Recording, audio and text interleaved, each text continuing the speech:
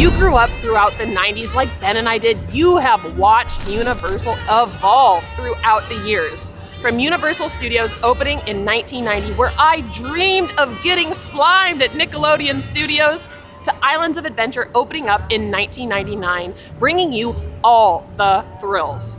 Some of the changes throughout the years have been amazing. Some of them, well, not so much. Today, we are taking some time to look at the exciting transformations Universal has ahead, giving you a little bit of a stroll down memory lane to relive the good old days of the past, and letting you take your imagination wild to look at the epic adventures that Universal has in store. Ben and I began our Universal adventures just 3 short years ago, and it feels like things have changed all around us just in that time alone. From Velocicoaster's grand opening, to Shrek getting replaced by Minion Blast, to the Mummy closing for what felt like years, and then it reopened to the Mummy, of course. There's been so many changes just in the time that we've been doing these YouTube videos, and still, there's more change coming, and I'm not just talking about Epic Universe, which is on the way. You know, change is a funny thing. It feels so slow while it's happening, like waiting for Christmas or waiting for the Halloween Horror Night season. And then it's here and it's like, bam! Everything has transformed and you don't even recognize it anymore. Universal Studios opened up on June 7th, 1990. And when it opened, you could ride the movies. You still can. But cool stuff was happening here. Originally, when the park opened, you could take a tram tour and ride around the park, see the backlot areas and the different props and set items. Can you imagine that happening today? You'd be avoiding people and character meet and greets and that guy just trying to take his kid to the bathroom before he has an accident. It'd be the slowest ride in the park. Change is a tough pill to swallow, but it's the secret ingredient for progress. As we were making our way over to Islands of Adventure, we had the realization that Islands of Adventure itself is a change. It's what turned Universal Orlando into a multi-day destination. Not to mention, Islands of Adventure was supposed to be Cartoon World. So there's another change. Let's go into Islands of Adventure and see what other changes that we can find throughout the park. Change can be daunting. If Universal hadn't adapted their strategies, we wouldn't enjoy the incredible parks as we know them today. Let's head over to one of the first big changed areas that we want to talk about and see what you guys think about this change that Universal decided to make, because I can tell you what, I don't even know if Ben and I would have come to the parks if they hadn't done this. The Wizarding World of Harry Potter is an example of how Universal has embraced change. Without foregoing Merlinwood and Dueling Dragons, we wouldn't have the Hogsmeade and Hagrid's Motorbike Adventure as we know it today.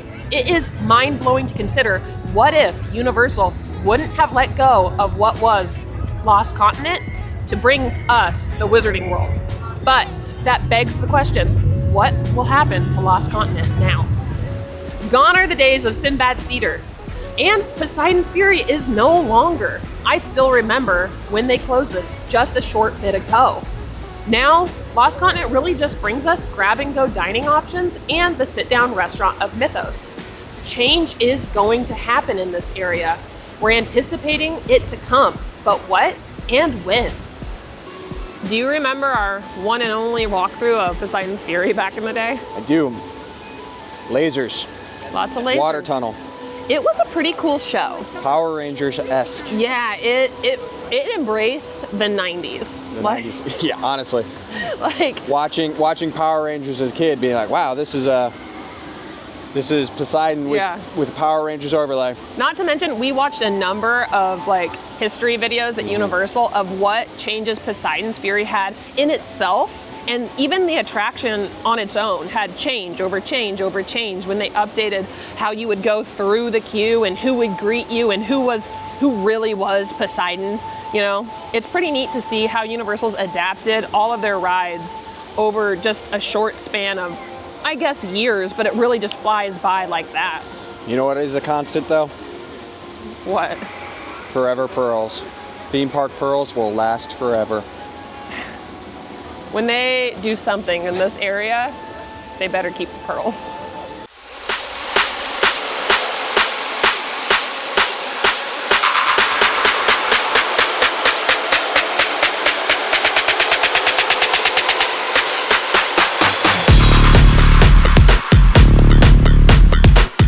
Hey, Aubrey, Hey, what? do you know what High in the Sky Sue's Trolley Train Ride was supposed to be named originally? It wasn't. was. It wasn't going to be named High in the Sky Sue's Trolley Train Ride. It was originally Sylvester McBunky McBean's Very Unusual Driving Machines.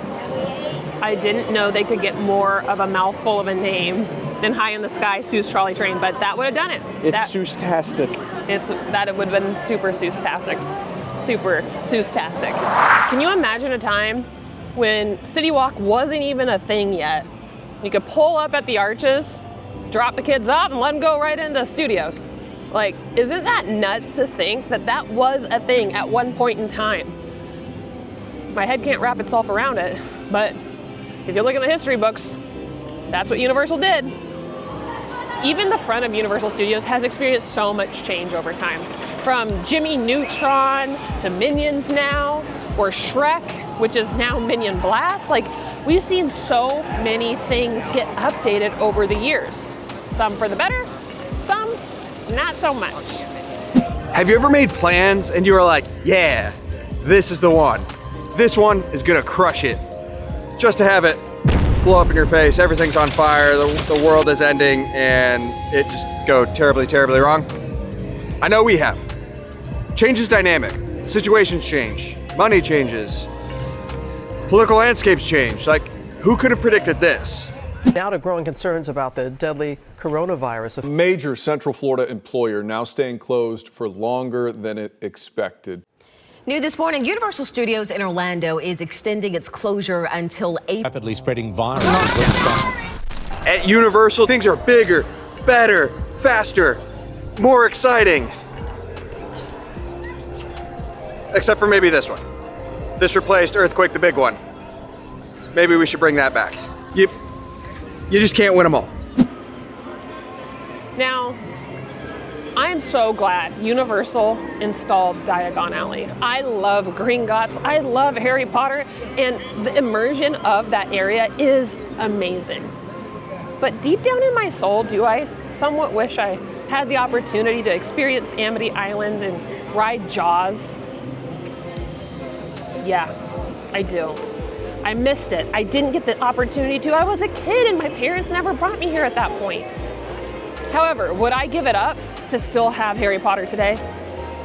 Yeah, I love it. Universal knew what they were doing. They had a water ride with mechanical pieces that had issues. And then Hogsmeade was installed, and it rocked the world. People absolutely loved it. They waited hours just to see the castle alone.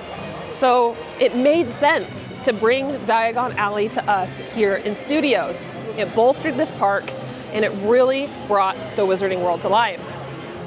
I'll still always wish I could ride Jaws, but I guess I can go over to Universal Beijing and do that someday.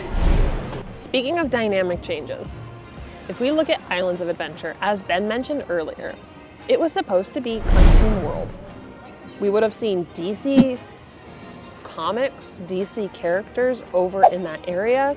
We would have seen a lot of Warner Brothers characters like Looney Tunes.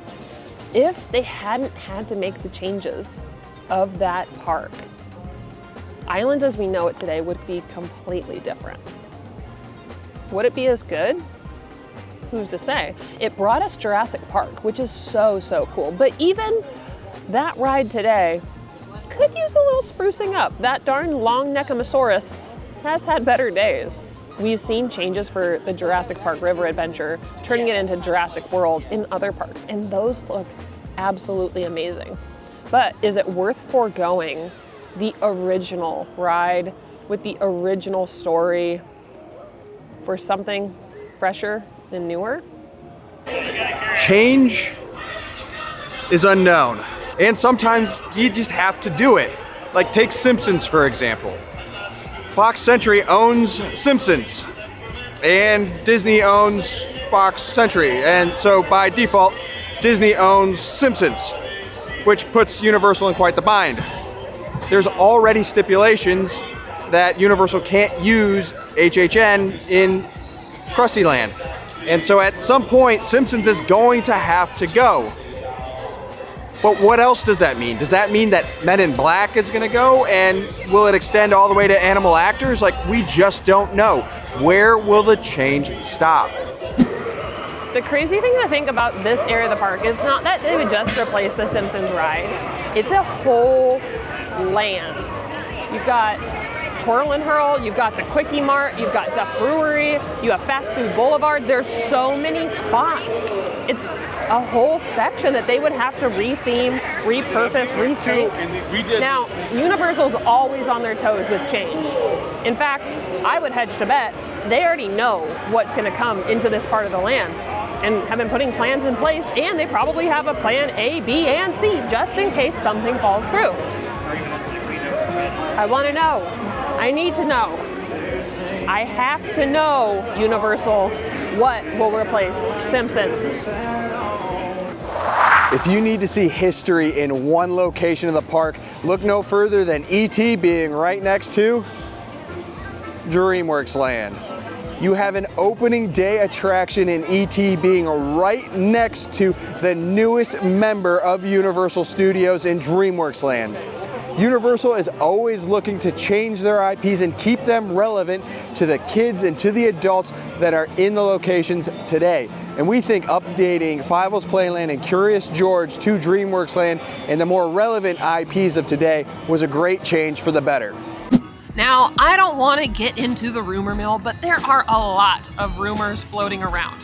From Fear Factor Stadium going away, to The Simpsons eventually no longer being in Universal Studios, to Disney owning Marvel, which that makes me go, what will happen with Marvel Superhero Island over in Islands of Adventure? Heck, I just saw a Deadpool Wolverine shirt in a Studios store today, which is very peculiar. I don't know how that's possible. But there are more changes, there are more epic adventures to come, which leads us to the newest epic adventure around the corner for Universal.